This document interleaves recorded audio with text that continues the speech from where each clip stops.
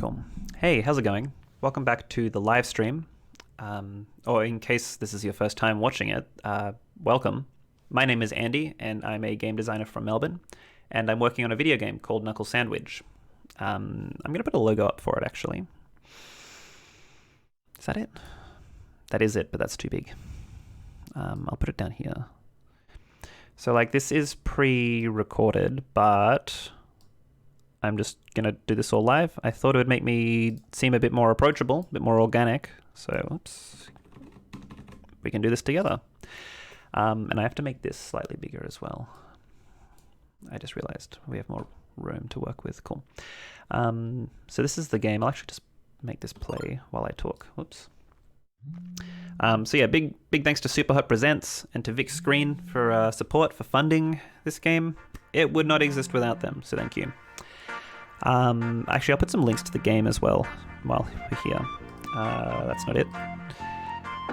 That's it. Cool. Oh, and the logo's in the way now. Do that for now. So yeah, it's on Steam. You're on Steam, ideally, so same. You can find the game. There's a demo there. You can wishlist it, which is important. Really helps me, helps you find out when it's finished, which will be soon. And then there's also a Discord server for the game. It's full of a lot of fun characters. I'll say that. So if you're into that kind of thing, knock yourself out. Yeah, I'll move this. What I could do. Hold up. How weird's that? That's weird. Well, it's not weird. It's just annoying. I'll put it up here for now. Cool. Anyway, I'm not going to explain the game too much. I'm just going to let it speak for itself. I guess the main things you need to know. It's a RPG, role-playing game. It's got like battles, it's got monsters, it's got items, equipment, skills, score thing, money. It's got the whole shebang, you know. It's set in 2013 in Australia, so that's probably the first game of its kind, truthfully. Prove me wrong. And I'm just going to jump into it. So this should be the start of the game, yeah? So like I said, there's a demo for the game out. So you're welcome to check that out in your own time and see how the game starts. See like the hook, the intro. I'm going to show you a different part of it. This is just where we put our name in. I'll put my name in. This is meant to be your name ideally, but like I don't know who you are, so that works. Yeah, we'll talk about this guy in a sec as well. No, I don't want to change any settings. Yeah, so the demo is like these two. I'm going to show the start of chapter 3. It's quite a bit into the game. I've never shown it anywhere as well. I've shown, like for people who've been following for a while, you know that I've shown the end of chapter 3, the dungeon, the fights, the boss, etc. But I haven't shown the start. So I thought that'd be a really good place to start. To me, in like 5 or 10 minutes of this, it shows the tone of the game pretty well. There's quite a bit of stuff that goes on, to say the least. And I want to talk about some of the smaller things you wouldn't necessarily notice immediately upon just stumbling upon the game on Steam or wherever. So anyway, this is your home. From time to time, you can come back here just to hang out. I think it's really important in a game like this that has you adventuring all over the place. I think it's really important to have a space to go back to chill out, to decompress, So, yeah, you can like change your items, you can save, you can like look out the window. It's great. Now, normally I would go to bed, but someone's here. Spoiler alert. Look who it is. So I think just before I jump into this scene, these two characters are the main characters of the game. Your character, who everyone who follows this game calls them Protag, so we'll just go for that for the rest of this. This other one, this purple gentleman, is named Bus Driver. The relationship between these two characters is one of the bigger parts of this game, and it's something I've worked on quite a bit, and I'm proud of. I really like their dynamic a lot. So yeah, I'll just basically read out this scene and just kind of let it play out, just so you can kind of get an idea of what they're like, how they operate, what makes them tick, etc. I will talk about the sudden art style shift in a sec as well. Anyway, You did good back there. I really wasn't expecting us to have to deal with this many setbacks. I wonder if the spirit cell anomaly is causing everyone to behave weirdly. I suppose it's fair to assume that interdimensional imbalances would make people act out. That being said, there are some difficult people out there with very poor judgment and a strong sense of justice. That guy you fought is certainly one of them. He must think you're the one who is causing trouble in Bright City. I made Bright City up. It is a fictional town in Australia, just so you know. You'll have to keep a low profile while I look for the real culprit. So right here is another thing that I really like, just about games in general, but that I like about what I've done. So Protag is technically a silent protagonist, doesn't have any speaking lines in the same way that other characters do, but from time to time in these conversations you'll be given these prompts for what you'd respond with, just, you know, one of two choices. And a lot of the time it's basically the same choice, but, you know, said in a slightly different way. And, like, it doesn't affect anything in the grand scheme of things. You know, this game doesn't have, like, you know, your choices don't matter. I don't really believe in that. But to me, it, like, really injects personality into a character that you'd typically have as a blank slate for the player to, you know, project themselves into, to kind of insert themselves. So while that, I think, is still maintained by the character not having speaking lines, they are still their own character. I think that stuff's really cool. Anyway, sounds good. That's the spirit. I knew you'd make a good partner. We're going to solve this case in no time. You'll be happy to hear that the corrupted part of Bright City returned to normal. For some reason, releasing the goblins set off that mess. Sure, it was totally my fault, but it is bizarre that it happened in the first place. I'll be more careful with the powers that I use from now on. Anyway, now that you're settled into the job, it should be okay if I leave you alone for a bit. I've been picking up spirit cell readings all over the island. I'm going to do some digging. I can trust you, right? I reckon the safest thing to do is stick it out at your day job for now. Just try to avoid getting into any more fights. Also, if you run into any goblins, be an absolute babe and catch them for me, yeah? I think that's everything. Thanks for all your help, mate. I'll come get you when I find out more. See you later. I love him. Jumping into another thing now. So like I said, like, the game had an art style shift. Each chapter is kind of bookended by these 3D scenes that help set up or close out, like, kind of what's been happening in the story between chapters. And here, so this is completely unrelated, but completely, like, so it's sort of similar in this way that, like, art style changes have a bit of a shift in tone. This scene works in two ways. It's a tutorial basically for mini games that use this sort of older arcade-like style. I'm a fan of tutorials that aren't strictly like, you know, press this button to do this, etc. It's this little area you can explore that you can't lose. Like, there's no lose mission here. It's either, you know, you win or you stop playing. But yeah, it's teaching you. So, like, you'll see this art style come back. Spoiler alert, later in this chapter, and you'll see you'll know what to do immediately without having to be told, and I think that's cool. And then, like, separately, it's like as a narrative sort of piece, right? Like, this scene is basically chapter 1 of the game, just abridged, and it's as a dream from the protagonist. So, you know, to me, I would think Protag is a person who thinks a lot, you know, like, dwells on things a lot, and, like, really overthinks things and gets caught up on things that happen to them. So it's nice having this scene here, you know, just to show that they're still thinking about this night, this event that happened to them, this really horrible thing, without really any resolution or anything. I think that's pretty cool. You know, humans, like, good things happen to us, bad things happen to us, and we dwell on them, we compartmentalize them. Is that the word? Either way. Our brains, they're so weird and complex. Now he's dead. Yeah, so that's just like that's a weird little scene, like, whatever. Actually, I think it's a cool little scene, but probably a weird dream to have.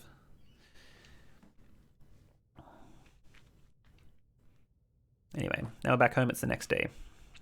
There is this note here, but, like, on your own time you can read it. And I like this a lot. You can turn the light on or off. And I think that's pretty cool. I'm going to leave it off, though, to save electricity. So all the locations in the game are connected via this map. They don't just like seamlessly connect together like a lot of other games.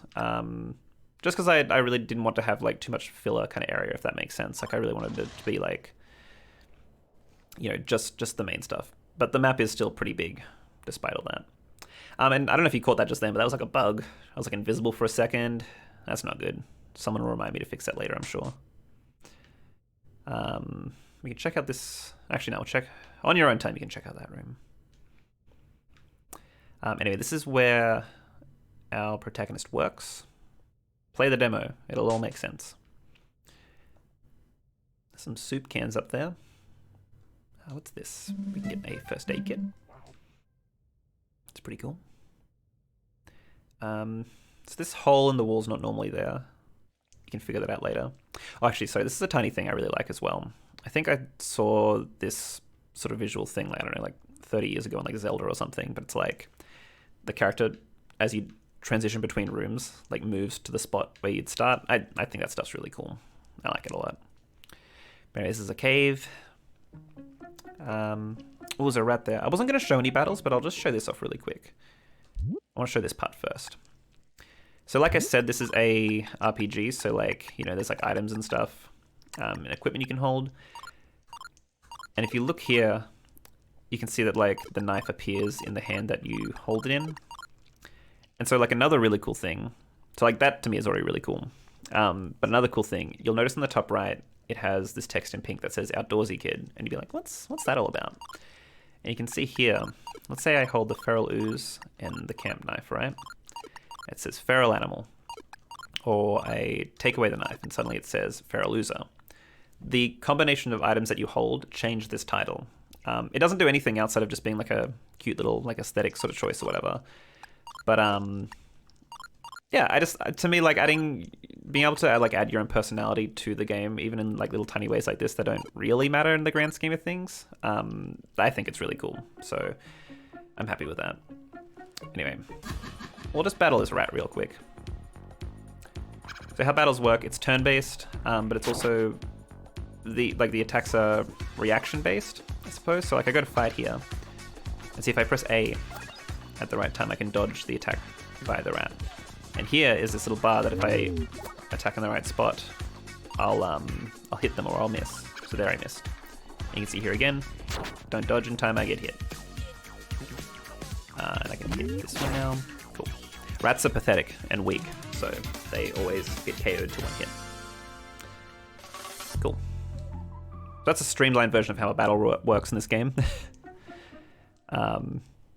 Naturally, other enemies are a bit longer, but I try and keep them as snappy as possible, especially because the battles have mini games inside them, so you don't want them to drag on for too long. You know, to me, I think the only long battles are boss battles because that's, you know, that they're allowed to be a bit longer.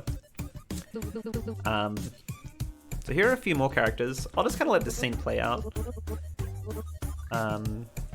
It's just set up for some more stuff in the game. To me, like when it comes to a game with like such a big story like this with many different moving parts, I like injecting sort of these little scenes like this. Like they work as intrigue for the overall story, if that makes sense.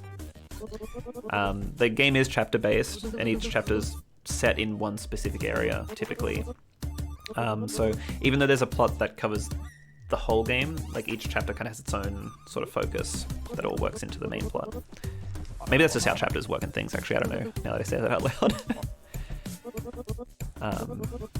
But yeah, these three will be important later, don't you worry. Anyway, we can explore here. Found a rock, that's cool. Get out of here for now. Oh yes, this is our boss. You probably remember him from that little dream sequence before.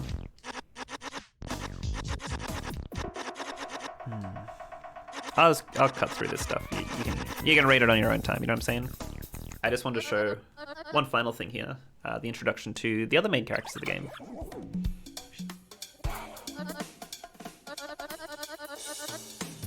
So these are your co-workers who join you in your party and just in the adventures throughout the game.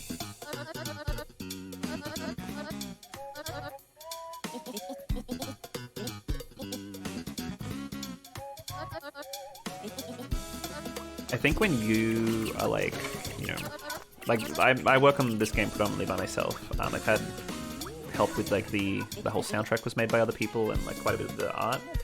I had like quite a bit of help with that. But otherwise, like, you know, the bulk of it's me. So when it comes to like writing a game like this, you want to make sure you don't accidentally make every character you. So I had to do some work with these characters to make them both different from me and then also different from themselves. And I think that's there, you know. I think it's believable that they're friends. And I made sure I did like a bunch of these tiny little things throughout the game, and kind of just like through exploring like them as characters. I really wanted to make it feel like they were friends before the events of this game, like they and that they kind of exist outside of the time you see them on the screen. And I think it gets there. Anyway, this part's really evil. This is where you have to choose your coworker. So I'm just not going to look, and then I'm going to press A. That's Dallas. Cool. Yeah, pretty evil. You have to make your choice immediately on who you'd want to bring with you, and then you have to kick the other two out. Sorry. Big choice to make at the start. Anyway, I think that's kind of all I want to show. Yeah. That's all I want to show from this. You know, there's another video like on my YouTube channel if you want to watch like the rest of this chapter, but like to me that shows off kind of like the structure of the game. Like you can kind of see like the flow of it. I got to show quite a few of the little tiny interactions that I really like. The game has those all throughout it, and it's probably why it's taking so long, truthfully. But yeah, hopefully that is of interest. Yeah, and thank you so much for watching. I'll see you later. Probably. I don't know. All right, bye.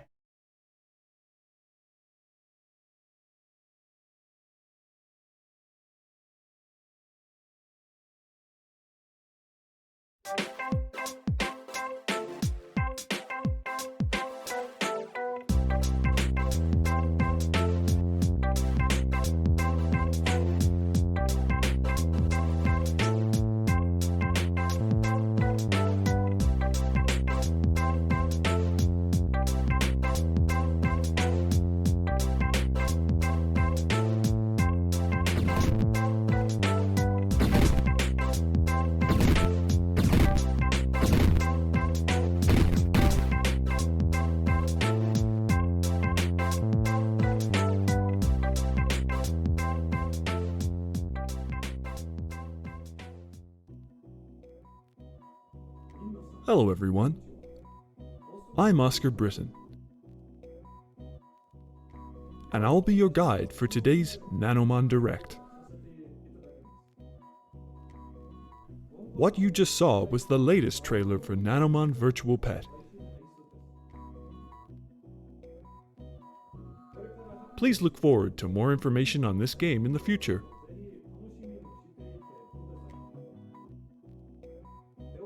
Let's take a look at some gameplay. A magical companion hatches on your PC.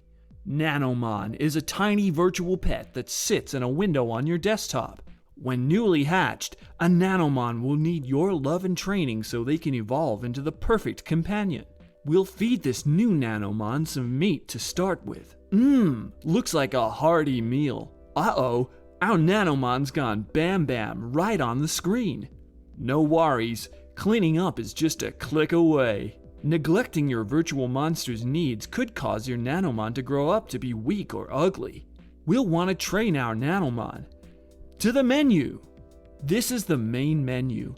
It houses all sorts of important tools for the raising of Nanomon, including a stats page, an inventory, a world map, and a mailbox. But we're getting ahead of ourselves. Let's go to the training menu. Nanomon all have 3 basic stats, and you can train each stat on a particular day of the week. Right now it's Monday, so all 3 options are available. Let's choose boxing. While training, your Nanomon stats will rise when you pop these bubbles that appear.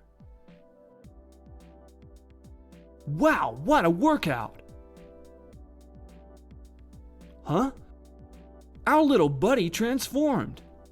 As they grow, Nanomon will change forms to reflect how you've raised them. I think it's time we got out and saw the world. We'll need to open the world map.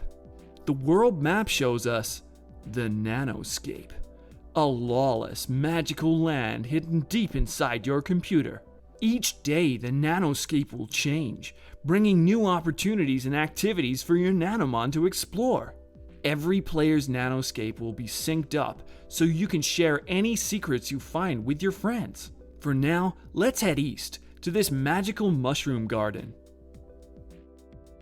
While out exploring, your Nanomon will call out to you if it finds anything.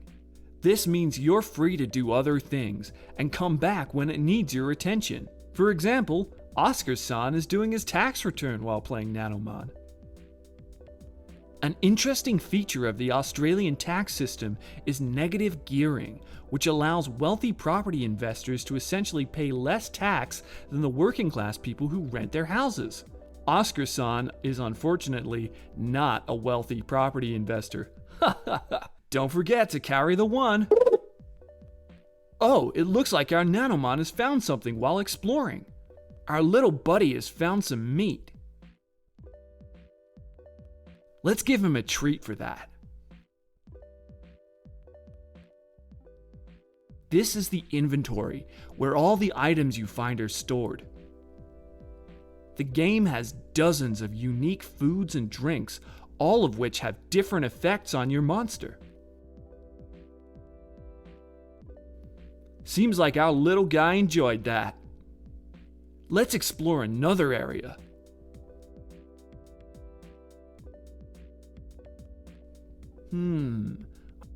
I'm thinking this haunted forest. Ooh, this is looking spooky. I wonder what we'll find here. While exploring, your Nanomon's growth level will increase. When it's full, your monster will transform. A Nanomon can transform about 3 times in its life. Some say there is secret ways to extend the life of your monster, but I wouldn't know anything about that. Let's check back in with Oscar-san. He's so cool. Oh, our Nanomon transformed again. Looks like he turned into Buzzpaw. That must have been the fish he ate earlier. A huge part of Nanomon is experimenting with different foods and training to see what kind of transformations you can get. Let's take a break and check out Nanomail. As you explore, you may befriend other monsters who might send you messages or gifts.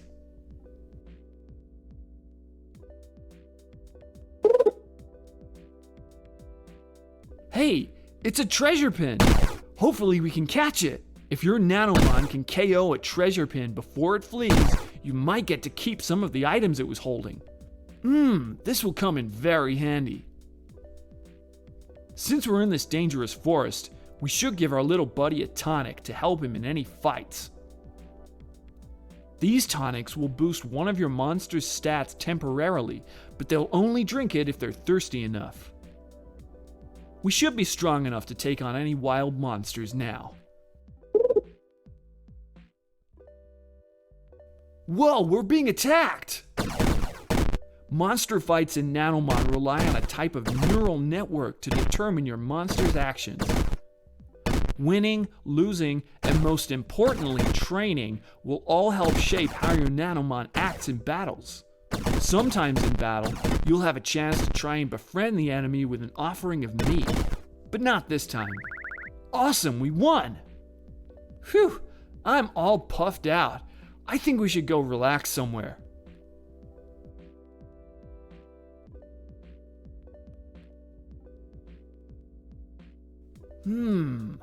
How about we go fishing? When your pet has finished exploring an area, they can often find an activity that you can both enjoy together. Fishing is one of these activities, with you aiming and your Nanomon firing off an attack.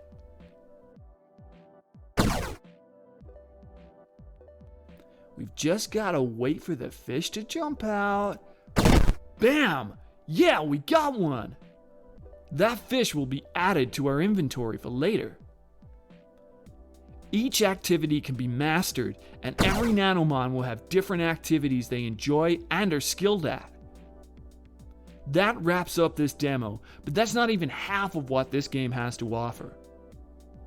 With a massive world that fits into a tiny window, Nanomon Virtual Pet changes daily, bringing you and your pet monster new adventures and opportunities. Feed them, fight them, or just chill with them. Whatever you choose to do with your Nanomon, it will always be a unique experience. Thank you for watching today's Nanomon Direct. Please wishlist Nanomon Virtual Pet on Steam.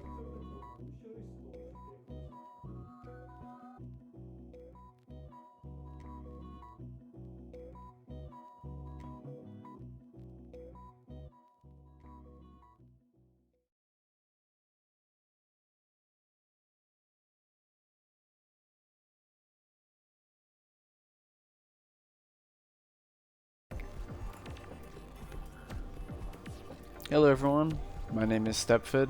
I'm a game developer from Melbourne. I've been working on a game called Picayune Dreams with a couple of friends. And I wanted to show it off. Let's get started. So it's a garlic-like. It's inspired by the likes of Vampire Survivors. It's a bullet hell roguelike. A couple months into development, I'm really happy with what we've got to show here. So the basic goal of the game is just to survive for as long as you can. I'm running around and killing the enemies that come towards me and in hopes they don't get to me. After you kill enough enemies and grab enough of their experience, a pop-up like this will appear. It shows like your character and like all the different upgrades. As with the upgrades, you don't actually get to know what they do specifically. You instead get you get the code that I've written for each of the upgrades in here. So you get to like you don't know exactly what they do, but you can learn the specific stats and variables to best make use of like later on. Like late game builds where like the specific numbers matter a lot. I think the code will be more important than the description will be, but it keeps that sense of discovery where like people won't really know what to expect.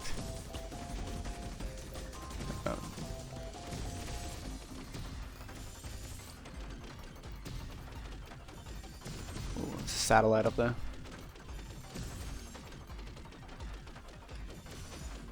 They contain all kinds of goodies. Got a floppy disk, which is a free item basically. I think I'll go for the laser eye, and I also get the free upgrade from the floppy disk.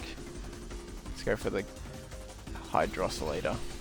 She's a little red gumball that bounces around the whole screen. So you start off really weak, but as time goes on,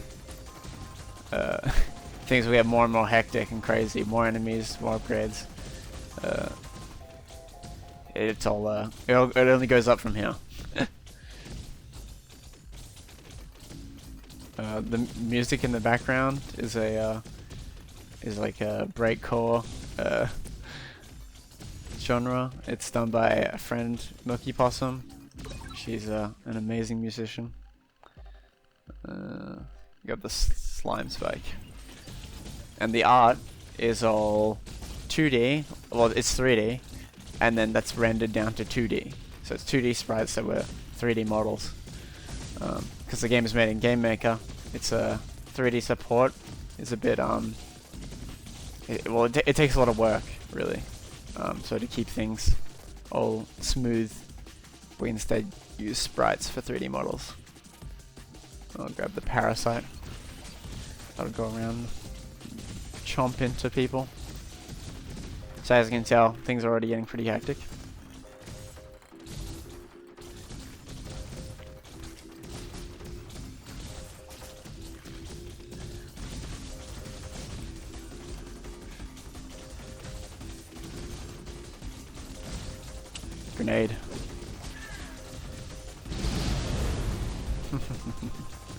chain reaction grenade.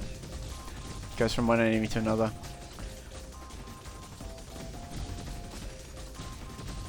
The background and the stat piece here are all randomly generated, so each time you go through a different run, you'll go through like different bits of space with different backgrounds, different planets. We really want it to feel like you're actually exploring space, going, you know, off the course, deep space. Let's grab telecom. Actually, another leg saw. How about that? I have 2 saws shooting out at once. Another satellite.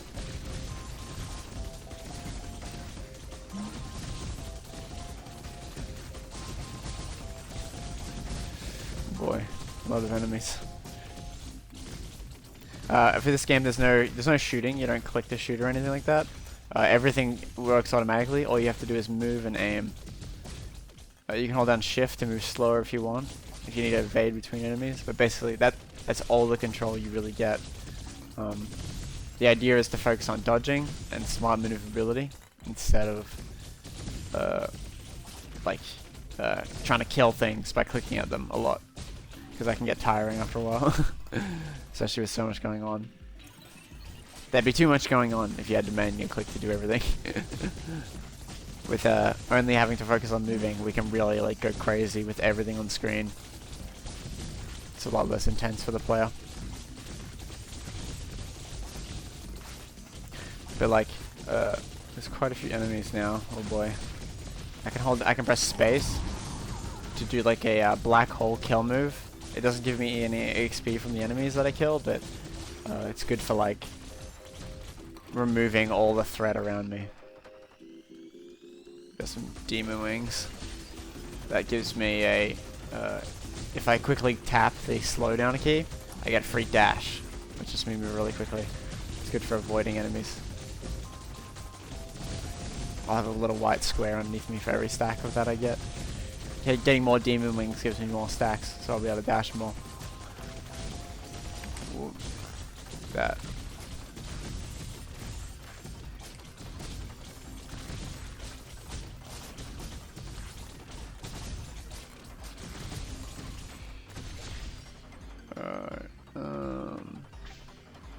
Let's grab the dagger glove. Oh, free upgrade. Grab another dagger glove. Why not? 2 dagger gloves. So I have 2 swings coming out of us wherever I am.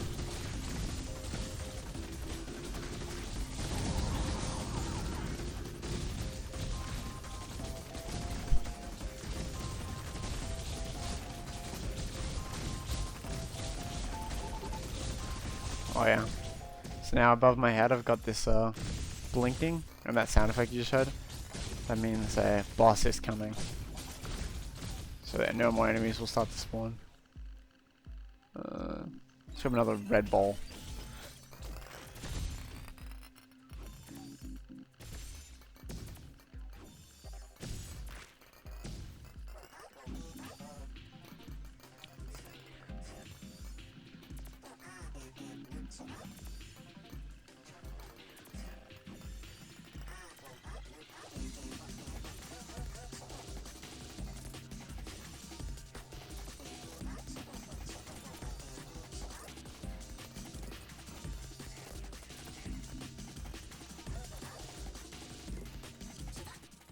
Here we go. So here comes the boss. The parasite's already latched on. So it goes from a Rogue Viva to like Toho with all these bullet patterns we have to dodge. I don't want to kill the boss too fast, so I'm just...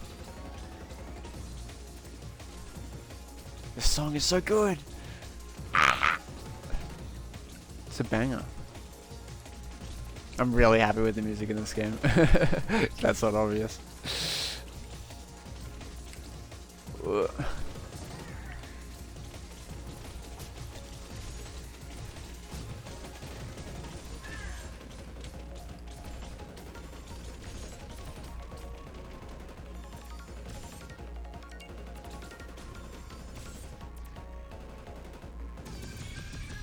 Yeah.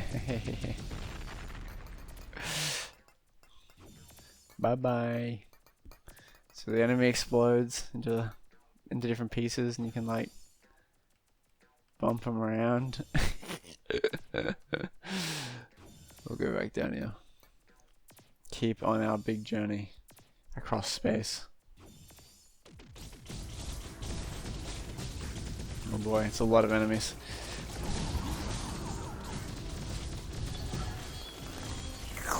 Magnet ability. Another slime spike.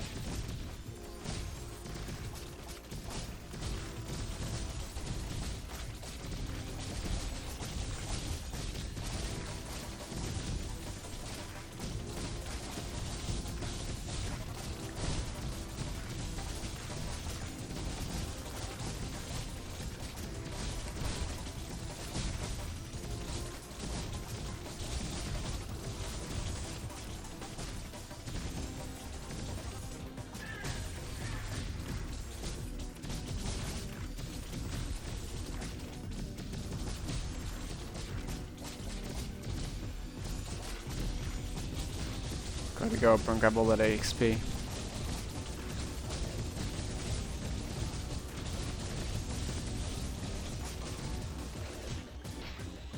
Firework.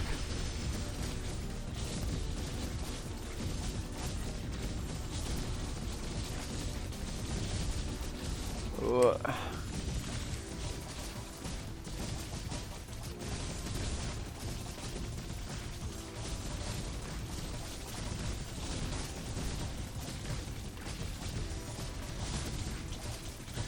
Yummy EXP. I need more items. Otherwise I'm gonna get overwhelmed. There's a magnet. Just what I need. Grab another parasite. Oh. God damn it.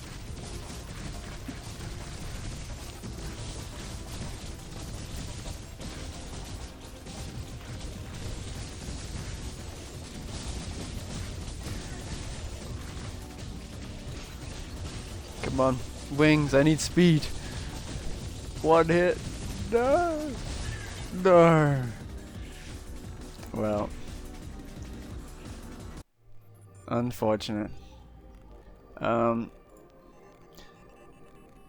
that's basically everything I have to show so far. It's been a lot of fun working on, and I can't wait to keep working on it more. And I really appreciate the opportunity to be shown off here on Steam. Thank you so much, and I'm looking forward to the other games that everyone else has been working on. Take it easy.